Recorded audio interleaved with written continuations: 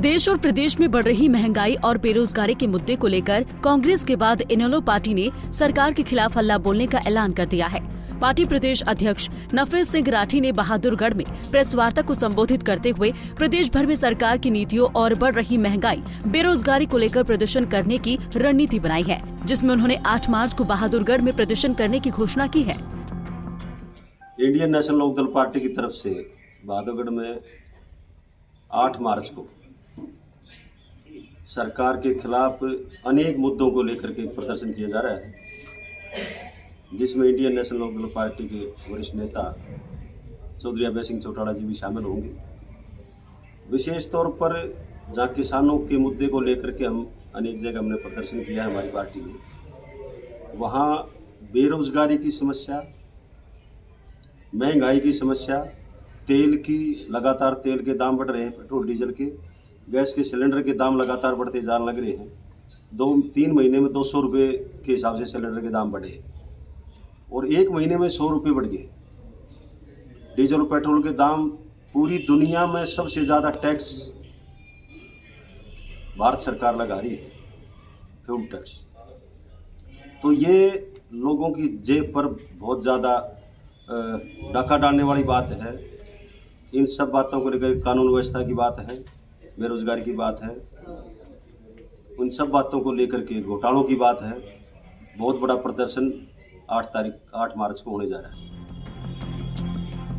वहीं इस दौरान उन्होंने कहा कि आंगनवाड़ी वर्कर्स पिछले कई सालों से प्रदर्शन कर रही हैं। अब उनकी नौकरियां खतरे में हैं। नौकरी देने के बजाय ये सरकार नौकरी छीनने का काम ज्यादा कर रही है। उन्होंने बताया कि ग्राम सचिव की नौकरी पाने के लिए 600 सीटों पर 6,72,000 युवाओं ने फॉर्म भरे थे, लेकिन सरकार ने उस परीक्षा को भी रद्द कर दिया। इससे सरकार ने जितने पेपर लिए वो सभी लीक हुए और उनका खामियाजा युवाओं को भुगतना पड़ रहा है। बॉम्बे की कंपनी है, उनके बॉम्बे में दफ्तर उनका है, दिल्ली में ऑफिस, किसी को पता नहीं लगने दिया। सबसे बड़ा नुकसान क्या होगा कि जो आंगनबाड़ी केंद्रों में महिलाएं काम करती हैं, वे मैक्सिमम विडो हैं, विधवा है। आप पता कर लियो कहीं, आंगनबाड़ी केंद्रों में काम करने वाली महिलाएं मैक्सिमम विडो हैं, गरीब घरों से। उनकी नौकरी जाएगी। उन्होंने बहुत प्रदर्शन भी कर लिए, कई बार कोई सुनवाई नहीं होती, लोगों को पता नहीं चल रहा।